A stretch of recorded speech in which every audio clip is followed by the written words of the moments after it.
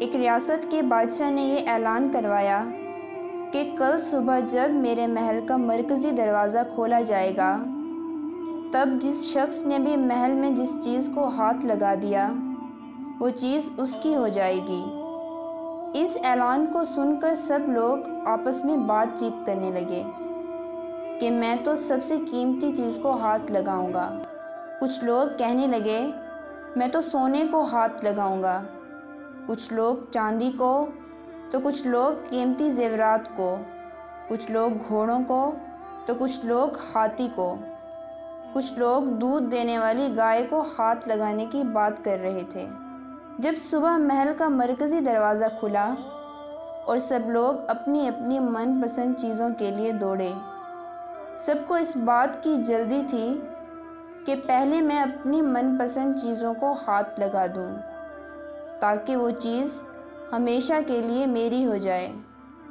بادشاہ اپنی جگہ پر بیٹھا سب کو دیکھ رہا تھا اور اپنے آس پاس ہو رہی بھاگ دوڑ کو دیکھ کر مسکرا رہا تھا۔ اسی وقت اس بھیڑ میں سے ایک شخص بادشاہ کی طرف بڑھنے لگا اور آہستہ آہستہ چلتا ہوا بادشاہ کے پاس پہنچ کر اس نے بادشاہ کو چھو لیا۔ بادشاہ کو ہاتھ لگاتے ہی بادشاہ اس کا ہو گیا اور بادشاہ کی ہر چیز بھی اس کی ہو گئی۔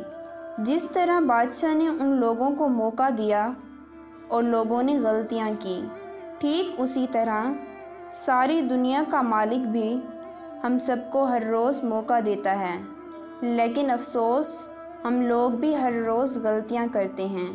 ہم اللہ کو حاصل کرنے کی بجائے اللہ پاک کے بنائی ہوئی دنیا کی چیزوں کی آرزو کرتے ہیں، لیکن کبھی بھی ہم لوگ اس بات پر غور نہیں کرتے کہ کیوں نہ دنیا کے بنانے والے مالک کو پا لیا جائے۔ اگر مالک ہمارا ہو گیا تو اس کی بنائی ہوئی ہر چیز بھی ہماری ہو جائے گی۔